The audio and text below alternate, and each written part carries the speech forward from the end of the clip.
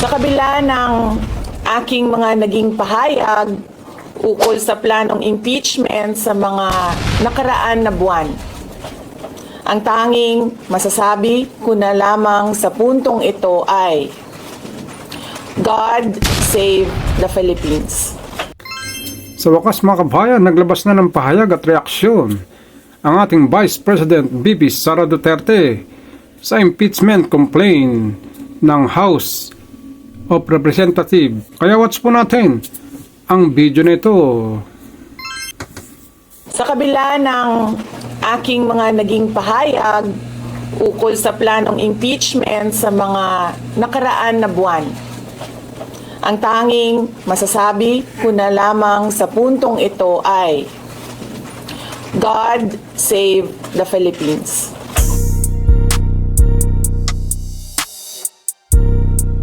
So, ma'am, how are you preparing for this? We've already started preparing the moment Franz Castro announced the impeachment plans, which was November of 2023.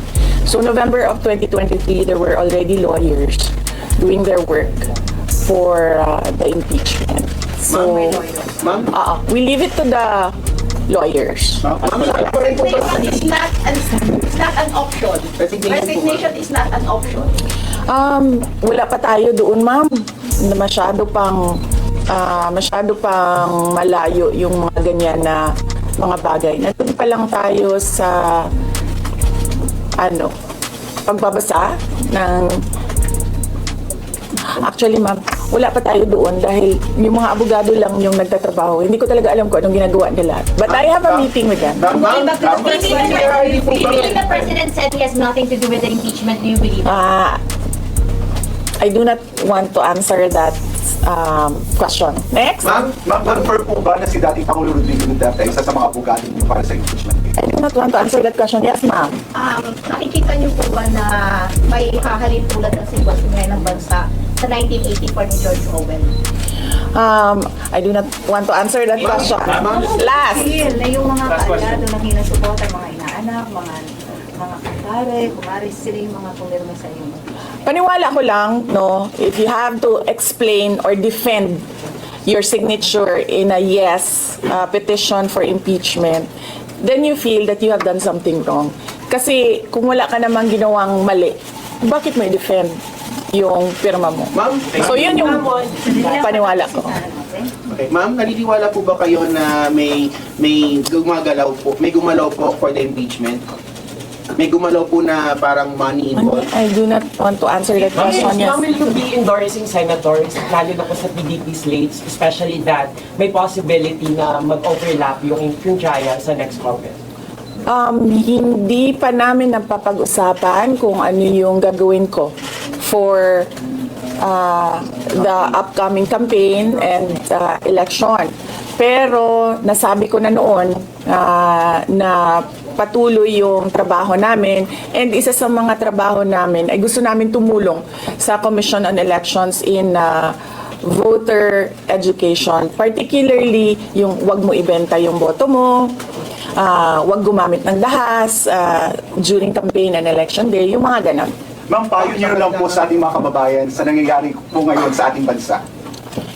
Yes, sabi ko nga kanina sa statement ko sa ating mga kababayan na patuloy na sumusuporta, nagmamahal, nagdarasal, napakahalaga nun, ay manalig lang sila dahil sa taong bayan ang tagumpay. Bibing, anong nag-blooming daw patapos na mo yan? Nanong naakadiri sa Manila na taga Davao man ka? Ma'am, Yes, sir. Ma'am, sabi niyo po late last year pa lang nagpe-prepare na kayo para dito. Pwede po i-brief na ko naman kung right now po after i-transmit sa Senate, saan na po yung preparation? May legal team na po ba and nasaan na po? Well, may meeting kami mamayang hapon dahil nag-meeting sila kahapon.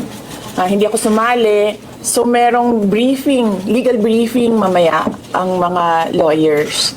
So I will know more this afternoon. Can you name some of the prominent members of your Pakikita nyo na yan pagpasok nila ng kanilang entry of appearance. Ma'am, tuloy po ang trabaho kahit may pinaghahandaan po kayo impeachment.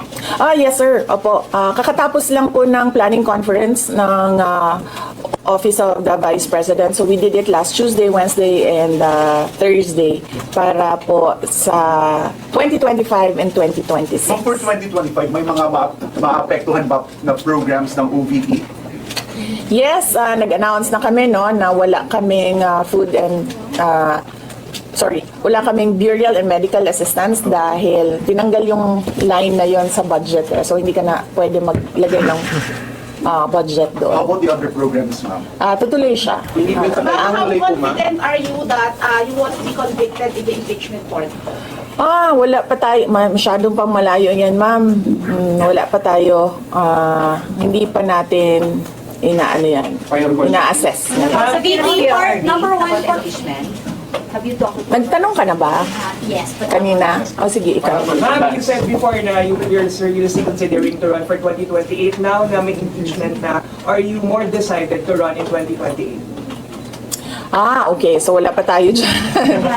Wala pa tayo dyan. But nasabi ko naman di ba, paulit-ulit kung we are seriously considering that. But it's difficult to decide without numbers. So, kailangan malaman yung surveys and numbers. Sa next year pa yun. Oo. Ma'am, pero ma'am, sa tingin nyo ba, ma'am? Sir, nagtanong ka na? So, yes, sir. What are you concerned na yung possible consequence that you can be disqualified from public office kung magkaroon na ng conviction? Yes, sir. Oo. Alam ko po yung penalties ng impeachment and the moment na nag-resign ako sa Department of Education, before ako nag-resign sa Department of Education, pinag-isipan ko na lahat yan. Ma'am, sa ngayon ba masasabi ninyo na lalo pa kayong nainganyo na ituloy ang pagtakbo sa 2028 presidential election? Nasagot ko na ata yung kanina sa question ni Sir na nakaitim. Ma'am, number one in the articles of impeachment was your assassination threat to the president. Do you regret making that statement last week? I did not make an assassination threat to the president. Sila lang nagsasabi niyan. Sila lang nagsasabi may assassination. Sila nagsasabi may assassin, may gunman. Guys, I did not say that. Guys, last time, tinanong ko kayo if confident kayo sa numbers ng House. And sabi nyo, hindi kayo confident. And nagkatotoo nga. Ngayon sa Senate, you said na parang meron kayong confidence sa mga senador. So, ngayon, how do you feel about that? Do you still feel confident with the numbers in the Senate? Sandali, Mama. Kailan ko sinabi yun may confidence ako sa numbers sa Senate? Ano Ayun exact? nga mga kabayan, comment lang kayo sa Sorry, inyong I cannot aksyon. remember the Sa exact BJ. words that I used. Parang medyo confident kayo with regards sa Senate, sa mga friends and allies. Unlikely ako magsasabi ng ganyan ba. But I need I will answer that next Pero how do you time. feel now sa Senate? Supposedly receive nila yung impeachment complaint the other day, pero nag-close sila kagad because of the last session. Well, that is their prerogative as a body, no? So, we have to respect the Senate kung ano yung desisyon nila. Dahil sila yung mga nandoon sa loob. So far you feel assured about your allies in the Senate? We haven't talked. I have not talked to my friends in the Senate. Wala. Last question. Ma'am, will you appeal Ma'am, sa may message impeachment po kayo court? kay Senator Ivy. Bakit? She's going to block daw the impeachment po, ma'am. Sabi daw po niya, she opposed the impeachment daw po. Bakit kaya? Maybe we should ask. Maybe we should ask her first. Bakit niya i-block yung impeachment? Ma'am, How do you feel po? Sabi ni BBM, hindi niya supportado yung impeachment. Pero number one na, unang-unang pumirma yung anak niya. He was consulted actually. He would consult with Kasi sabi, ito lang daw basahin ko. Ang daming nagbabantay sa gilid. Nakausap niyo na ba yung father niyo after your impeachment? Wala pa. But nagpadala ako ng message through sa kanyang assistant, and sinabi ko na, ano ba sinabi ko? Hindi ko maalala. I think I said, everything will be all right. Yun ata ang sinabi ko. What was his reply? His reply was a song. MacArthur's Park. Oh, okay. So, nagpadala siya ng video na kumakanta siya. Have you read the complaint? Have you read? Hindi ko pa nabasa, ma'am, yung complaint, but I understand lahat ng mga complaints na na-file sa House of Representatives, nabasa na ng mga lawyers. Ma'am, you know, Bakit any challenges na pamilya ninyo kay Hindi sa dating impeachment. Pangulong Any challenges po? pakiusap ba kayo? Sandali, Sarah. Sandali, Sarah. Ma'am, any challenges po na hinaharap natin with regards sa preparation sa impeachment? Ang preparation, challenges sa preparations, but so far wala naman. Wala naman kaming ano.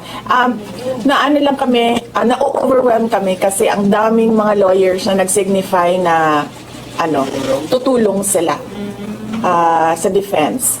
So, ngayon ay pinag-uusapan on how to go about it na makuha lahat ng kanilang commitment of support at makatulong din sila sa pag-iisip kung ano yung gagawin sa defense. Nagtanong ka naman. Wala pa naman. Sige mo. At least who will lead the defense? Sabihan ko na lang sila na mag-announce na sila kung gusto na nila mag-announce. Pero yung father niyo kasama pa rin. Kasi sabi niyo before, your father would be helping also. Well, he's welcome. He's a lawyer. So he is welcome to give his advice, input in the defense. Sa mga babae ratings niyo sa due to the sa Congress meeting. I will not answer that question. Sexual libel ba? Yes, I'm sorry. Yes. Is yung sexual libel office Yes. So what happened was, nag-indefinite leave siya, and then she was admitted to the hospital doon sa Davao City na hospital siya, and then discharge siya ng mga doctors with ulitin ko. Si Yusek Zulaika Lopez, nag-indefinite leave siya after nung sa veterans hospital admission niya. Umuwi siya Davao, and then na-hospitalize siya doon. And then sabi ng doctors niya, we will discharge you but you have to come back ngayon ata, February, for further tests. And then bumalik siya for 1 day dito. Noong January, bumalik siya for 1 day dito sa Office of the Vice President, and she said na mag-leave siya for 2 months.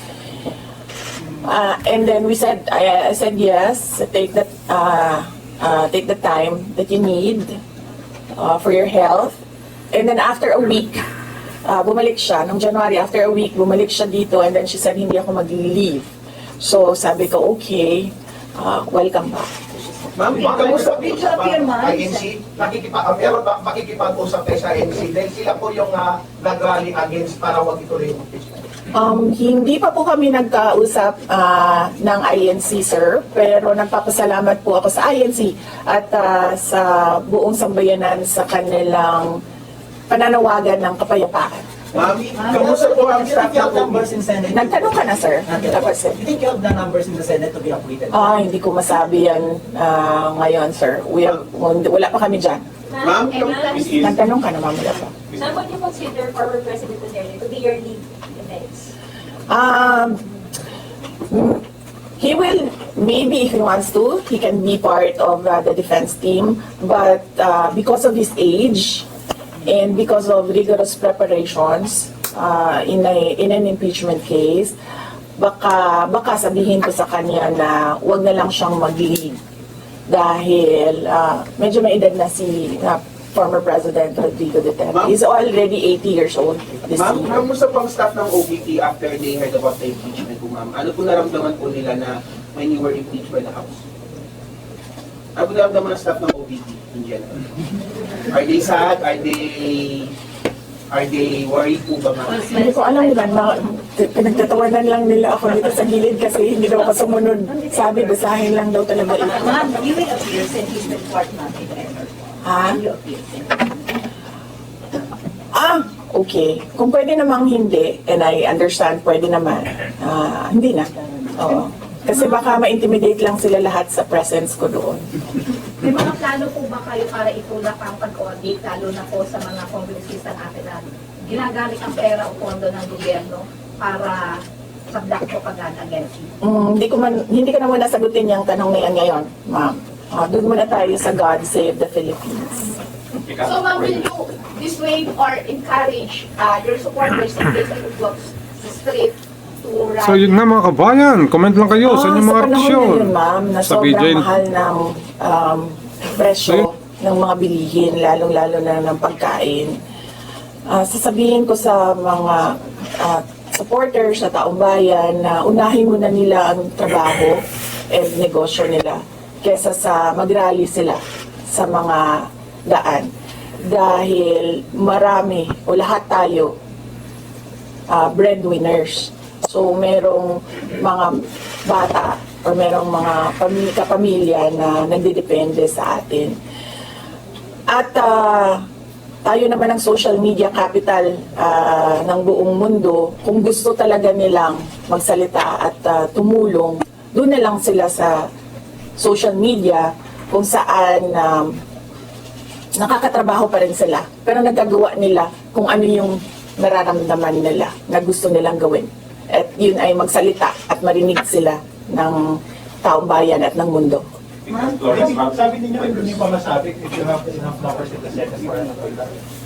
Are you not confident that you have enough allies to avoid a conviction in the Senate acting as an impeachment court? Hindi ko pa naisip yan, sir. I've not counted numbers of votes in the Senate, so we are not there yet.